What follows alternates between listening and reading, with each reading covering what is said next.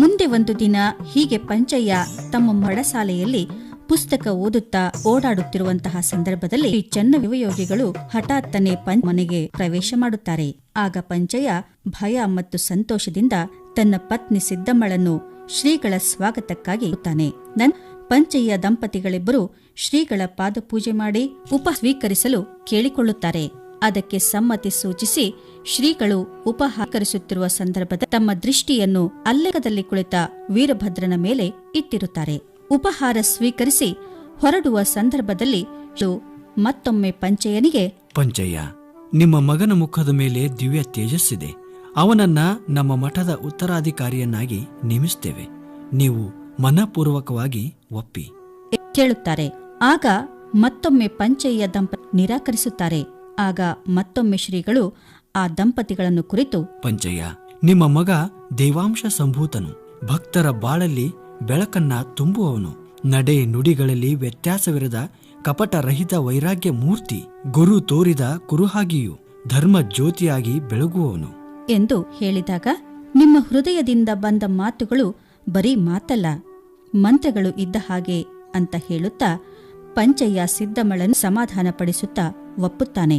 ಆಗ ಇಬ್ಬರು ದಂಪತಿಗಳು ತಮ್ಮ ಸುಪುತ್ರ ವೀರಭದ್ರಯ್ಯನಿಗೆ ಶ್ರೀ ಚನ್ನವೀರ ಶಿವಯೋಗಿಗಳ ಚರಣ ಕಮಲಕ್ಕೆ ಅರ್ಪಿಸುತ್ತಾರೆ.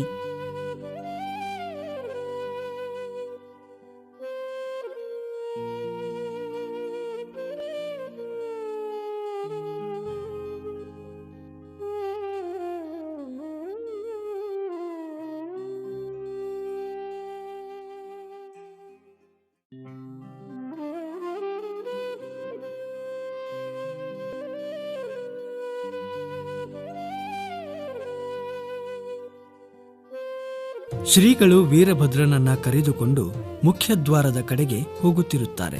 ಪಂಚಯ್ಯ ವೀರಭದ್ರನನ್ನ ಕುರಿತು, ಮಗನೇ ವೀರಭದ್ರ, ಗುರುವಿನ ಆಜ್ಞೆಯಂತೆ ನಡೆದು ನಿನ್ನ ಹೆಸರನ್ನು, ನಿನ್ನ ಗುರುವಿನ ಕೀರ್ತಿಯನ್ನು ಮತ್ತು ಈ ನಿನ್ನ ಮನೆಯ ಗೌರವವನ್ನು ಹೆಚ್ಚಿಸು ಎಂದು ಕೇಳುತ್ತಾರೆ. ಹಾಗೆಯೇ ಸಿದ್ದಮ್ಮಳು ಕೂಡ, ಕಂದ ವೀರಭದ್ರ, ನಿನ್ನ ಹೆತ್ತ ತಾಯಿಯನ್ನು ಬಿಟ್ಟು ಹೊಂಟು ಬಿಟ್ಟೇನಪ್ಪ. ಈ ನಿನ್ನ ತಾಯಿ ಹೃದಯ ಸದಾ ನಿನಗಾಗಿ ಮಿಡಿತಿರ್ತದೆ ಎಂದು ರೋಧಿಸುತ್ತಾಳೆ.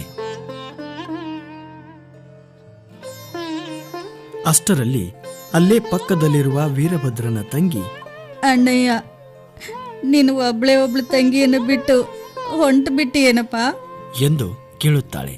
ಅದಕ್ಕೆ ವೀರಭದ್ರ, ಯವ್ವ, ನಿನ್ನಂತ ಮುದ್ದು ತಂಗಿಯನ್ನ ಬಿಟ್ಟು ಹೋಗೋದಕ್ಕ ನನಗೂ ಮನಸ್ಸಾಗ್ತಾ ಇಲ್ಲ. ಆದ್ರ ಏನ್ ಮಾಡ್ಲಿ, ಎಲ್ಲ ವಿಧಿಯಾಟ ಎಂದು ಹೇಳುತ್ತಾನೆ.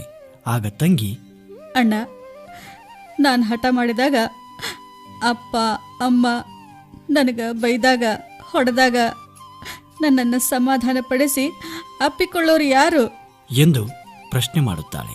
ಆಗ ನಾನೊಬ್ಬ ಹೋದ್ರ ಏನಂತ ತಂಗಮ್ಮ, ಇನ್ನುಳಿದ ಈ ನಿನ್ನ ತಮ್ಮಂದ್ರು ನಿನ್ನ ಕಾಳಜಿ ವಹಿಸ್ಲಿಕ್ಕೆ ಇದ್ದಾರಲ್ಲ.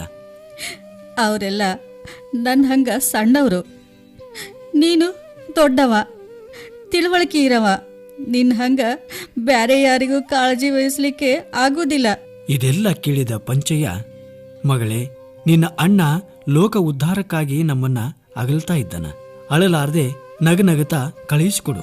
ಇಲ್ಲಾಂದ್ರ ಅವನ ಚಿತ್ತ ಗುರುವಾಜ್ಞೆ ಪೂಜೆಯಲ್ಲಿ ಹತ್ತಲಾರ್ದೆ ನಿನ್ನ ಕಡೆ ನಮ್ಮೆಲ್ಲರ ಕಡೆ ವಾಲ್ತದ ಎಂದು ಹೇಳಿದಾಗ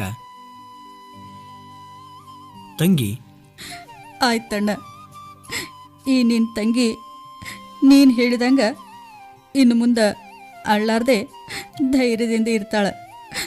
ನೀನು ಹೋಗ್ಬಾಣಯ್ಯ, ನಿನ್ ತಂಗಿನ ಮರಿಬೇಡ ಎಂದು ಬೀಳ್ಕೊಡುತ್ತಾಳೆ. ಮತ್ತೊಮ್ಮೆ ಪಂಚಯ್ಯ ವೀರಭದ್ರನಿಗೆ, ಮಗ, ಶ್ರೀಗಳು ಕೇಳಿ